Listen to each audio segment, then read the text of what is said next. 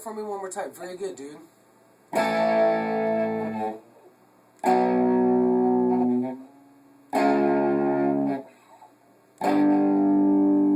It's a very unusual chord progression. I like it though. Can you spin your chair this way a little bit? Okay, so let's take a look. Can you tell me the names of those when you're playing them? That's A. Right. After that, it's B. It's a minor. Very good. Let's talk about that B minor chord for a second. Remember, there's only one note difference between major and minor, and I'm not hearing that one. That's a tough one, dude. Play the strings one at a time for now, and you'll hear which ones are working. There it is.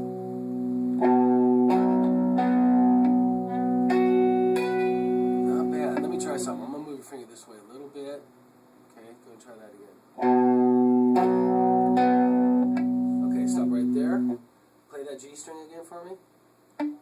Do it again.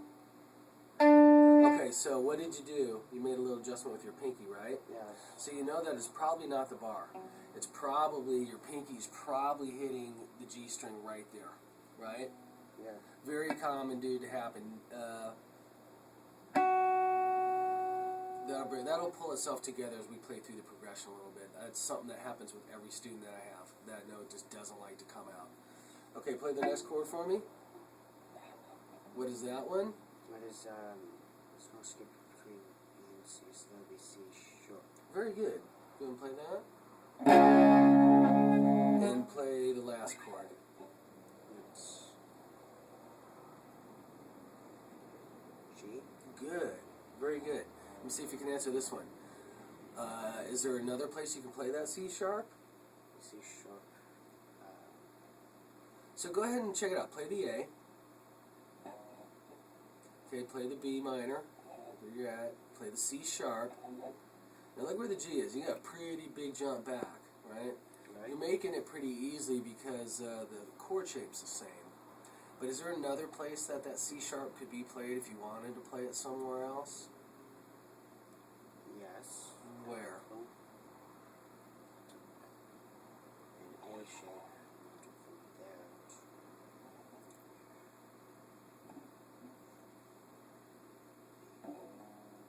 From there.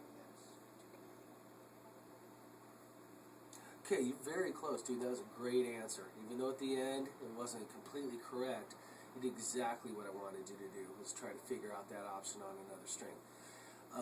Remember when you count the open string, dude, you got to start counting here, Alright. right? Because that is the first fret. So really, dude, the nut is kind of signifying as if there was a finger being held back here. Right. So there's your A there, right? That'll be A sharp. B, right?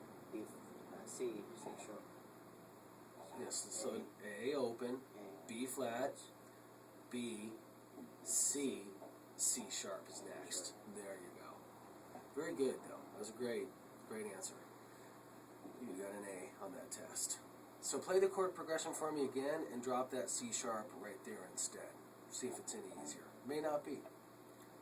I think it would be for me.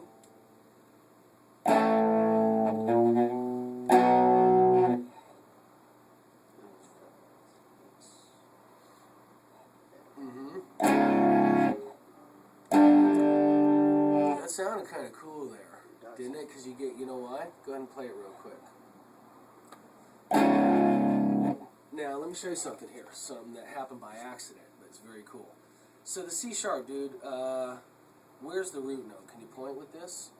Root note is C sharp. Root note is on the A sharp. Right. So that means that the note's actually occurring right here, correct? Yes. Okay. But you notice you're playing the E string in there. Any idea what's happening there when you play that note underneath that one like that?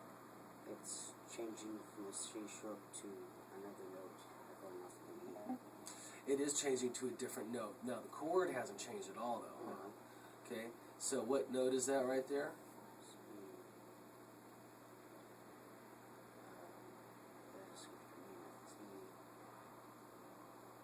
F flat, G G sharp. Does it make it a G sharp chord though? No. No. How come? Why? I guess it does actually. Because it's changing. Because if I play it here, it's still the A bow, but I'm using the extra string, which changes it from a C sharp to a G sharp. No, change that note. Does it change the chord? No. The chord didn't change at all, right? No. But you have a different note in the bass. Yes. Do you remember when I told you there's two options when I have a different note in bass than the root? Do you remember that discussion, sort of? I'm not sorry. Okay. Well, obviously, dude, I could put any note in the bass, right? It just so happens that this one, though, is related to the chord, actually. This is a G sharp here. Now, let me show you something. I'm going to go do, re, mi, fa, sol, la, ti, do. That note right there is the same note. That's a G sharp as well. Go ahead and play just those two notes. Uh-huh. Yeah, take a listen to them. Hear that they're the same? Just an octave apart? Yeah. Okay, go ahead and put the chord back down. Now, if you look also, if C sharp is the root, and let's say I play just that one right there with the C sharp. So just play the C sharp and that note right there. Just finger those two only. Don't even play the whole chord yet. What does that look like? What is that?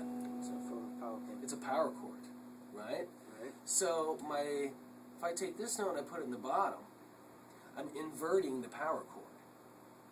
I'm essentially playing a power chord that's inverted because I'm taking that 5. Remember, those are the two notes in a power chord, a 1 and a 5, right? Yeah. I'm taking the 5th and I'm duplicating it in the bottom. See that? Yeah. Okay? So you can play power chords this way too. Yeah, play a power chord with both those bottom strings. It's a much fatter kind of sound, but the root note. Oh my! Hear it? Go move it up. Half step, just for kicks. There you go.